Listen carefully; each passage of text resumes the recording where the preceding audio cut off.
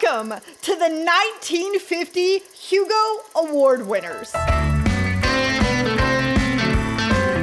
This is part of my reading through the Hugo winners by decade. And as I'm finishing them, I am releasing them in a completely arbitrary manner. So be sure to check out the other videos that include the other decade's winners. Now, something is particularly special about this decade, as in 1953, we have the first Hugo Award winner. That's right, you guys. The Hugos were invented in this decade. Now, that said, it does mean that it took a few years to get some rules hashed out and consistency on the project. So you will notice that we won't have a full decade of winners, but that's okay. We're gonna break this video, like the others, into 3 parts. The first is the context. This is what's happening in the world during this decade. The second is going to be all of the Hugo winners by year. And finally, we're going to have my rankings, which you may or may not agree with. Let's get into this. Now, in the 1950s, we have a world that is recovering from World War II. We have the formation of NATO, strengthening Western allies, and a huge economic boom that cements America as a major world player. We also have an average of 4 babies born in America per woman, officially starting the emergence of the baby boomers. We also have the coronation of Elizabeth II in the UK and the Great Smog of London, causing major disruptions and even penetrating indoors, leaving 4,000 dead and the rest of the world calling Londoners peace supers. The Soviet Union sees the death of Joseph Stalin, leading to reforms known as de-Stalinization and their eventual deterioration of the relationship with China. Now, China has rapid industrialization during this time and modernizes by passing new marriage laws,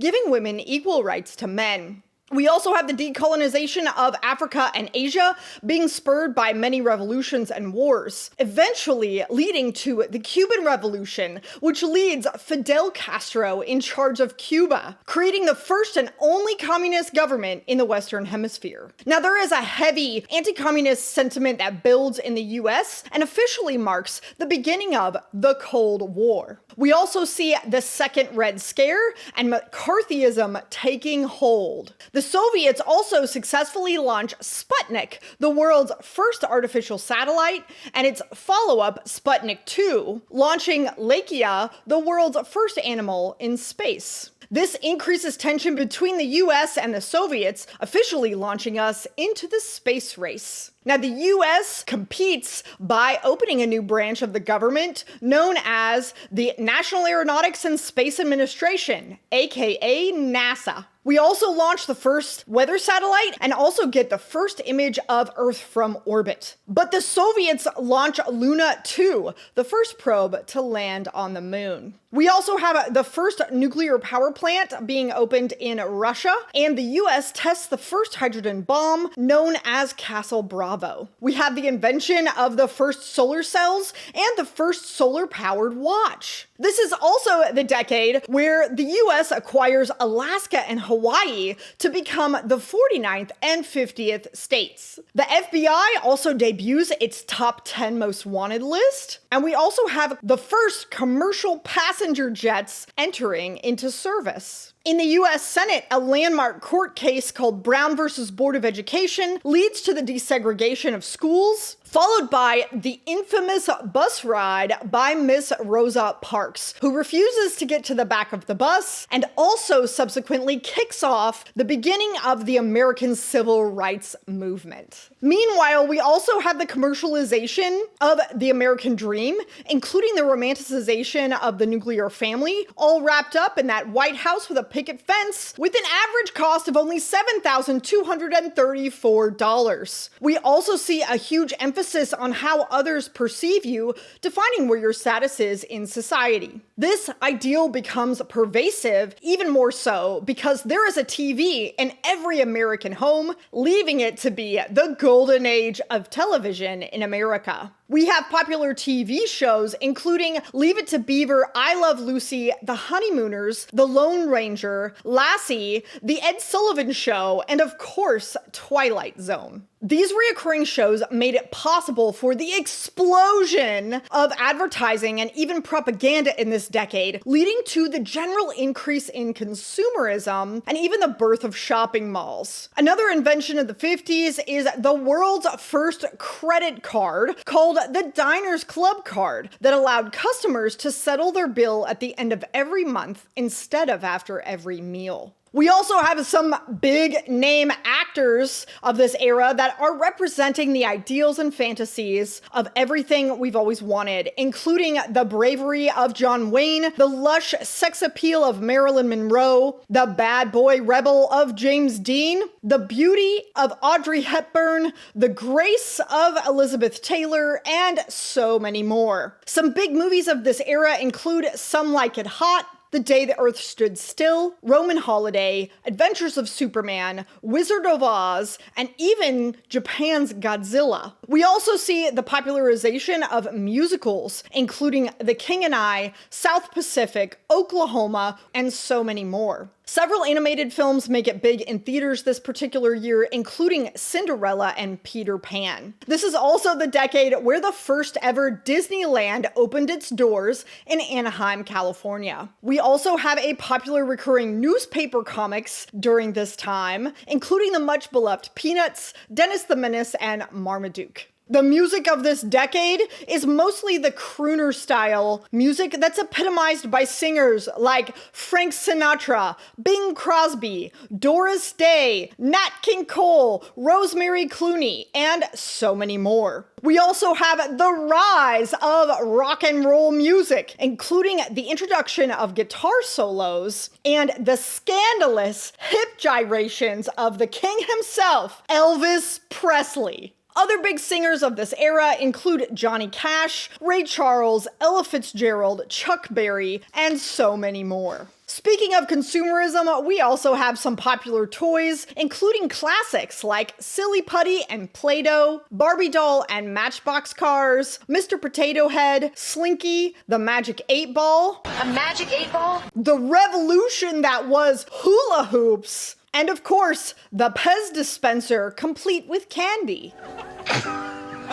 We also have ant farms, Lincoln Logs, and Tonka trucks. This is also the era of the car that defines more than just what you drive, but becomes your status symbol and everything else about you. This is the era of the beautiful car models. We're talking about Cadillac Eldorado, Ford Thunderbird, and even Chevy Corvettes. And what better way to show off your car than in a drive-thru? We have both drive-thru restaurants and drive-thru movie theaters, and even the popularity of going out on dates to Lookout Point in your car. Speaking of cool things to do, let's not forget the pervasive 50s of poodle skirts and ponytails, Letterman jackets and hot rod culture, racing cars on a late Saturday night, or maybe going to the sock hop to dance the twist. We also have the era of the greaser with slicked back hair,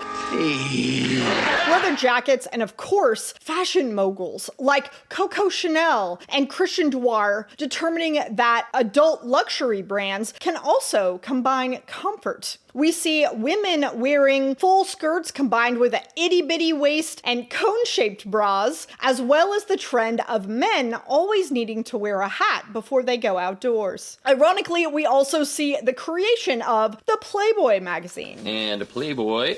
Let's not forget about the popular high school phrases such as Daddy-O and Don't Be a Square.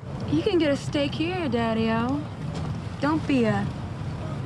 We also have the era of conveniences, including the popularization of kitchen appliances, as well as TV dinners. We also see the beginning of a lot of multinational fast food chains, including McDonald's, Burger King, IHOP, and Pizza Hut. Now, in terms of medical breakthroughs, we have the introduction of dialysis for kidney failure, the first kidney transplant, as well as the first open heart surgery techniques. We have the US beginning to use prisons and mental institutions for pharmacological testing, including lobotomies. We also have the discovery of the polio vaccine and the widespread use of penicillin to treat infections, increasing life expectancy. We also get to see the development of ultrasound and EKG, and the discovery of the helical structure of DNA. We also see the first cancer cell culture survive outside the human body that really steps up cancer research and are still used in labs today. The highest grossing movie of this decade is Ben-Hur or The Ten Commandments. Nobody's really sure. But everyone agrees that the third highest grossing movie is definitely my favorite Christmas film, White Christmas. The best-selling book of this decade by a landslide is the Betty Crocker Cookbook. And eventually, we have the fiction book, Catcher in the Rye by J.D. Salinger. And that does it for the context. Now let's get to the winners by year. Remember, this is the decade that invented the Hugos, so we don't have a Hugo winner for every year. So I decided to include 2 of the retro Hugos to kind of fill out the decade a little bit. But I also want to let you know that a lot of the rules of the Hugos are a little bit different than they are today. So you might notice some of the winners are novellas or novelettes instead of actual novels. There's also a lot of popular influential science fiction that's not included in this decade in the best novel category, because remember that science fiction wasn't completely novelized yet. Most things were being published serially in magazines or maybe written as short stories or novelettes. So I would definitely recommend checking out the short stories of this era. That said, let's start with 1950. In 1950, we don't have a Hugo Award because the Hugos haven't even been started yet. But in 1951, we have a retro Hugo voted in 2001. The winner was Farmer in the Sky by Robert Heinlein. This is a Heinlein juvenile and is a coming-of-age tale of Bill, a teenage boy whose father's new marriage forces the family to go colonize on Ganymede. Initially resistant, Bill is tested with many adventures and comes to find a purpose in the new colony. He also lands on the knowledge that he doesn't always need to be a hero to find satisfaction. Now in 1952, we also don't have a Hugo winner. But in 1953, we have the first Hugo ever awarded, and this is going to be The Demolished Man by Alfred Bester. In this story, we start in a future where humans have developed telepathy, making crime impossible. But our ruthless and charismatic main character, Ben Reich, is haunted by nightmares of a man with no face, and he develops a very wily plan to murder his rival. But thanks to telepathy, Detective Powell is hot on his trail. Then in 1954, we have another retro Hugo voted in 2004, Fahrenheit 451 by Ray Bradbury. This is a foundational dystopian classic that follows a man named Montag, a fireman whose job it is to burn forbidden items like books. But as he watches complete strangers risk their lives and more for books, he gets curious and picks one up, and is soon infected by the ideas that he has spent his whole life burning. This book is often noted for its incredible themes of anti-intellectualism and anti-censorship.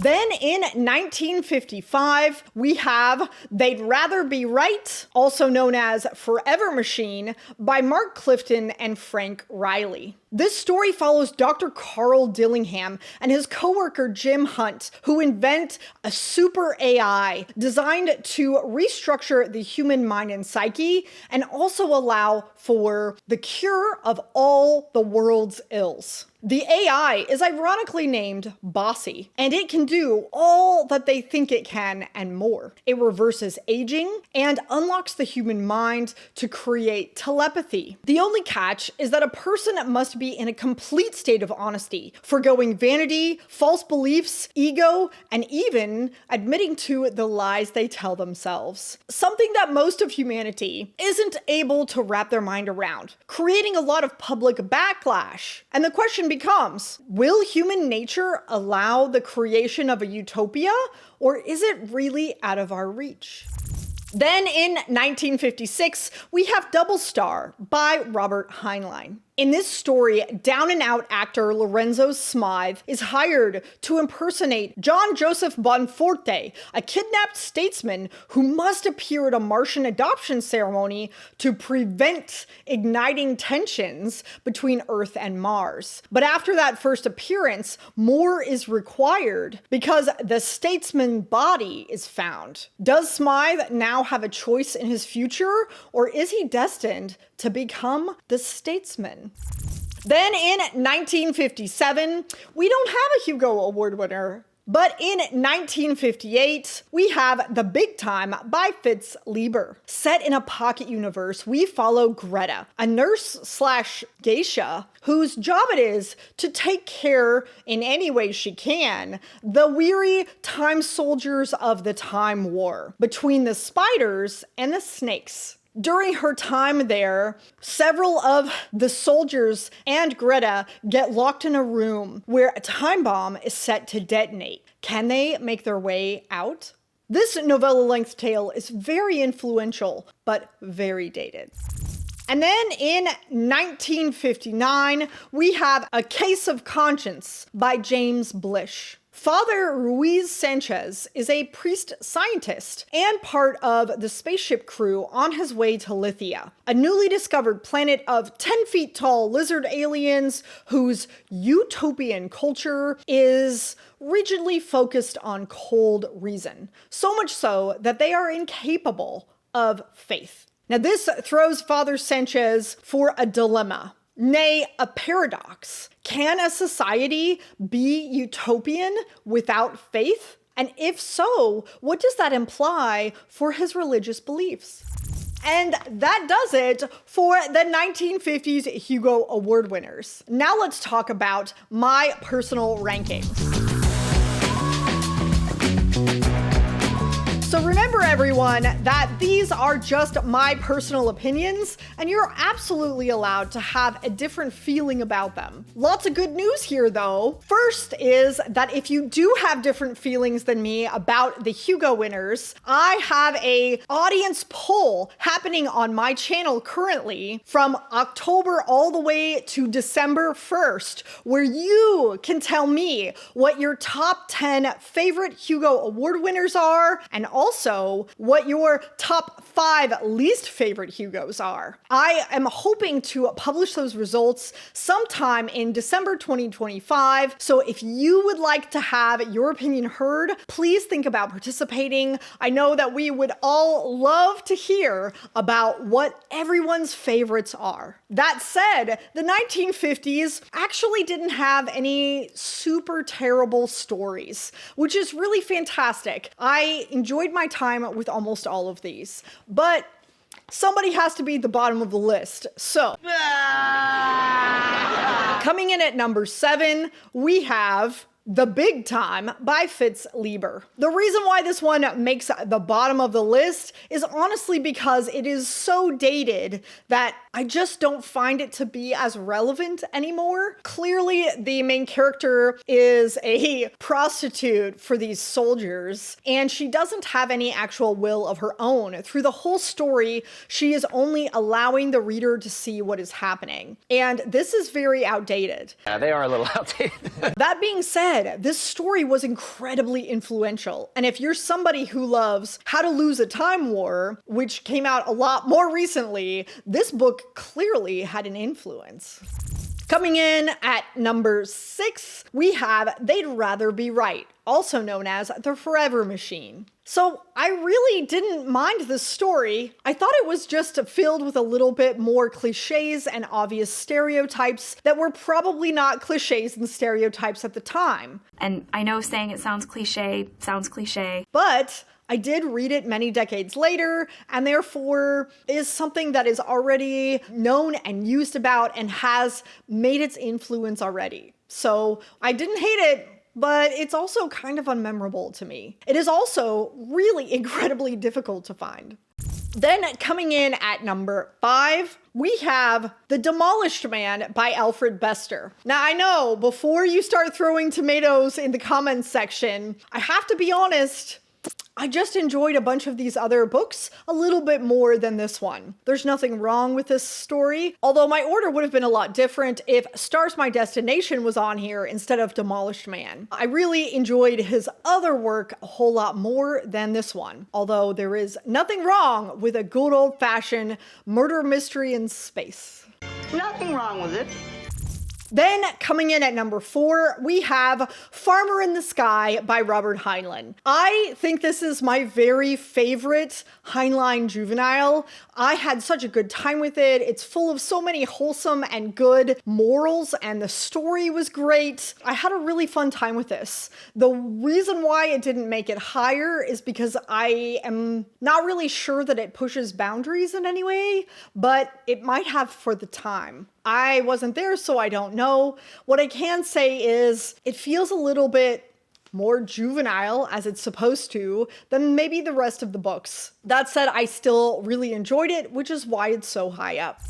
Then coming in at number 3, I have Double Star by Robert Heinlein. This is probably one of the least inflammatory books that Heinlein's ever written in terms of his novels. He doesn't really shove any kind of political values or ideation down your throat, so if you are a person who hasn't really enjoyed other Heinleins, this one is definitely one to pick up. I would also tell you that I thought it was just a fun story. It really was a little bit of tongue-in-cheek, and it was just a good time story. I really liked it. Who wants to have some fun?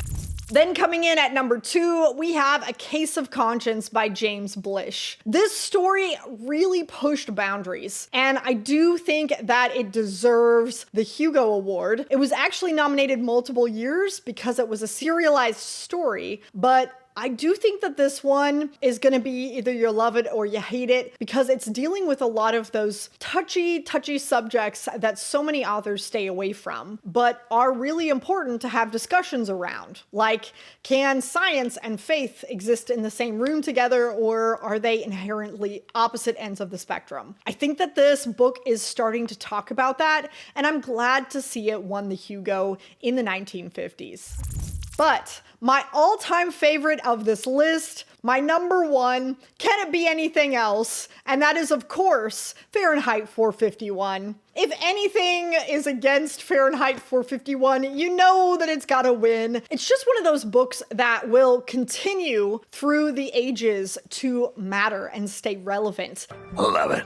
It just passes the test of time so much that it is, of course, my number 1 favorite 1950s Hugo. It is one that deserves to be in high schools, I think. It was the least painful of all of the books I read in high school. So you'll have to let me know in the comment section down below if you agree or disagree.